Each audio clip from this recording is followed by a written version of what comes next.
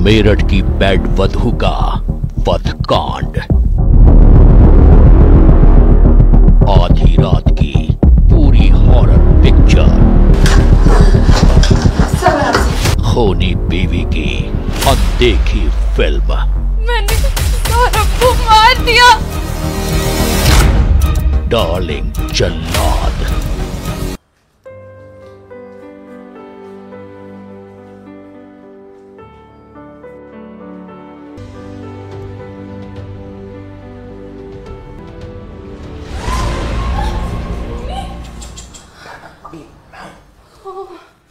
तुम तो एक रोज मुझे मरवा ही डालोगे। नहीं, वो यही है।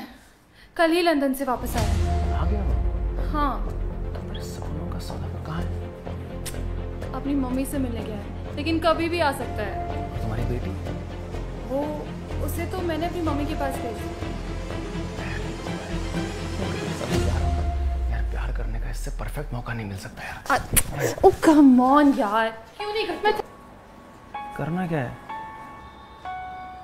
वध। तुम पागल हो गई हो। सोच लो, तुम्हारा पति है वो, और वो भी लव मैरिज वाला। लव मैरिज वाला? लव मैरिज होगी दुनिया के लिए, मेरे लिए तो लस्ट मैरिज है। मतलब ये कि मैंने उससे प्यार नहीं किया, बस शादी की। क्यों? बस प्रॉपर्टी और पैसे के लिए। और वो तो अब जितना मिलना था मिल गया। अच्छा सवाल। और अब बस मुझे चाहिए तो तुम। और याद रखना, अगर धोखा दिया ना तो डैडी कसम जान ले लूंगी। अरे नहीं दूंगा धोखा।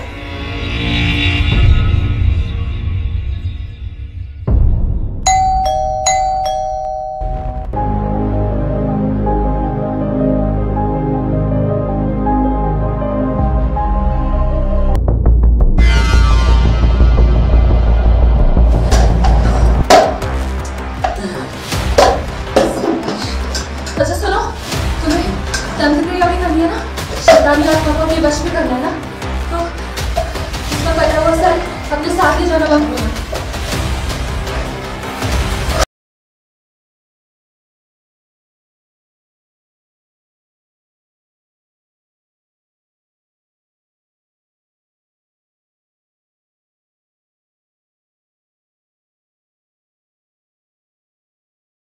उससे पहले ना हमें लाश के टुकड़े करके ड्रम में डालने होंगे, कहीं बदबू आ गई तो।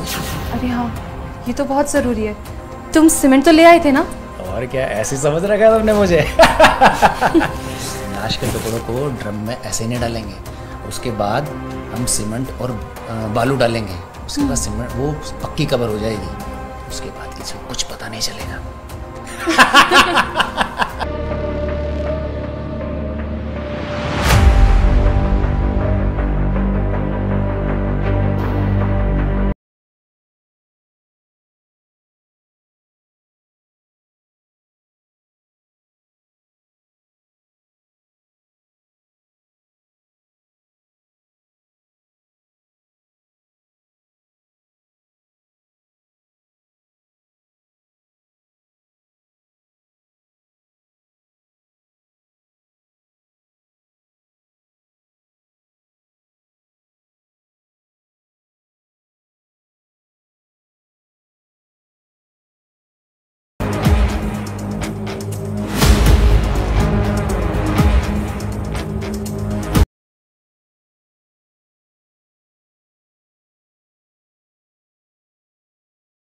एक बात बताओ, वो सौरभ के मर्डर के वक्त वो तुमने फ़ोन लिया था उसका क्या हुआ? क्या होना है? फ़ोन तो मेरे पास ही है। रोज़ रात उसी के फ़ोन से उसी के घर वालों को मैसेज करती हूँ, और उन्हें लगता है कि उनसे उनका लाडला बात कर रहा है। उन्हें क्या पता कि उनका लाडला तो ऊपर पहुँच चुका है।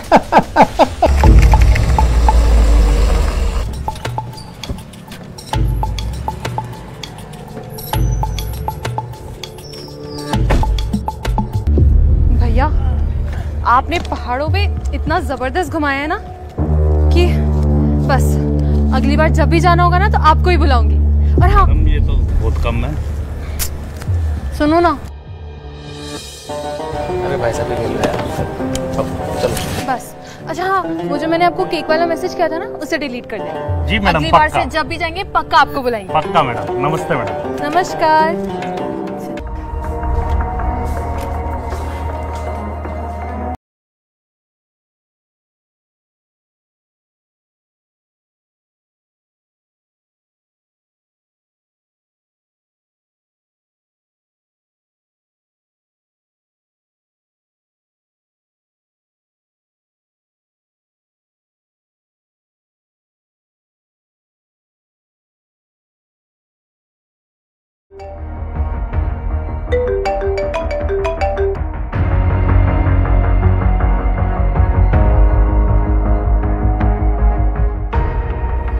Hello mummy. मम्मी मैं बर्बाद हो गई। मुस्कान, तू रो क्यों रही है? क्या हो गया? मम्मी उन लोगों ने सौरभ को मार डाला।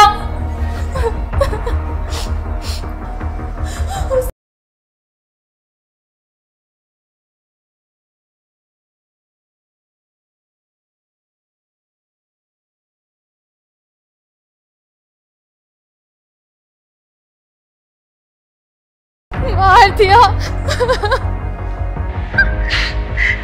कोई कैसे किसी का ऐसे खून कर सकता है? तुम ऐसा करो, तुम मेरे पास आ जाओ। मैं देखती हूँ सब। ठीक है मम्मी।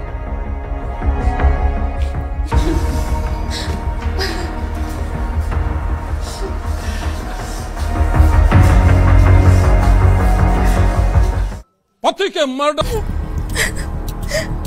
देखो मुस्कान, मेरे सामने रोने धोने का नाटक मत करो।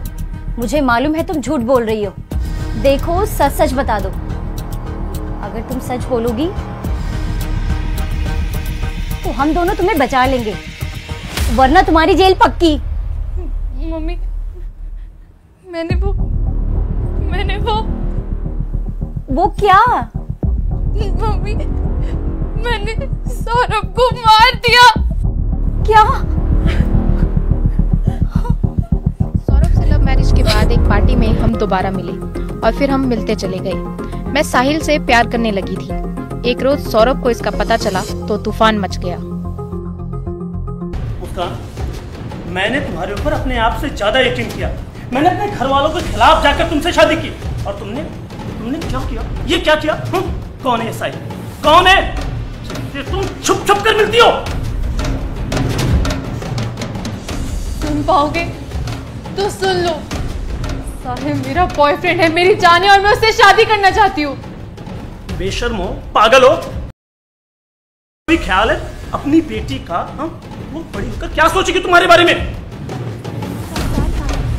जब भी मन होता था मैं साहिल को घर बुला लेती थी, लेकिन मुझे डर भी लगता था। मुझे लगता था कि सौरभ को दोबारा ये सब पता ना चल जाए। इसलिए मैंने फैसला कर लिया कि मुझे सौरभ को ठिकाने लगाना है। सही निशाने पर लगा था।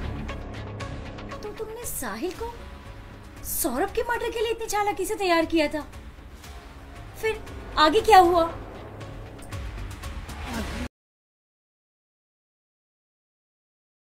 और अपने बर्थडे के बहाने उसे लंदन से वापस बुलाया।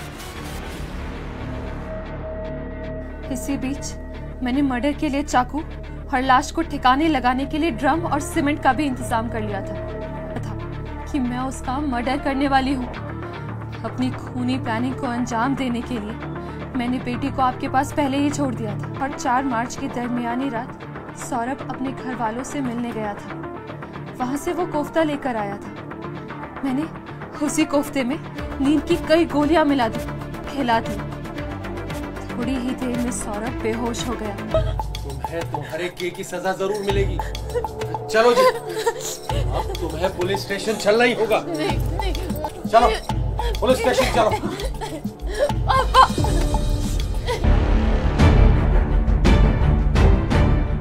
मुस्कान के माँ बाप ने पुलिस वालों को जब अपनी बेटी की दरिंदगी की कहानी सुनाई तो वो सन्न रह गए। पुलिस वालों ने फौरन ही रिपोर्ट मुस्कान में बहुत स्पष्ट आया है कि जो डेथ का कोज है वो शॉक एंड हैमरेज है, और इसमें बताया लेफ्ट साइड में छाती के ऊपर 3 बार चाकू से वार किया गया था। साथ ही जो गर्दन है और उनको काटने के निशान भी मिले हैं, और वो जिस्म से अलग थे। मुस्कान और साहिल को टैक्सी से पहाड़ों की यात्रा कराने वाले ड्राइवर की माने तो सफर के दौरान दोनों बेहद खुश ऐसा लग नहीं रहा था कि वो एक बर्बर कांड के बाद घूमने आए हैं। हम वहाँ गए मलानी, जब बर्फ पड़ रही ही वहाँ गए। रास्ते में तो ये घूमने का काम था इनका। सांझ को अपना लड़का जो है जो चोटा बांध रखा उसने, साहिल ने चोटा से बांध रखा सिर पे, वो तो इस कांड के बाद मुस्कान की हरकत को बेहद करीब से देखने वाली उसकी पड़ोसन का ये दोषियों की माने तो मुस्कान के घर साहिल देर रात तक आता जाता था। तो क्या मुस्कान के घर वालों को इसका पता नहीं था कि ससुराल वालों ने उससे लाखों रुपए कर्ज लिया था? लंदन से मेरठ आने के बाद सौरभ वो पैसे मांग रहा था। बस इसी बात से खफा होकर सौरभ के साथ ससुर ने चढ़ने को बेकरार है। मेरठ की जिला कारागार के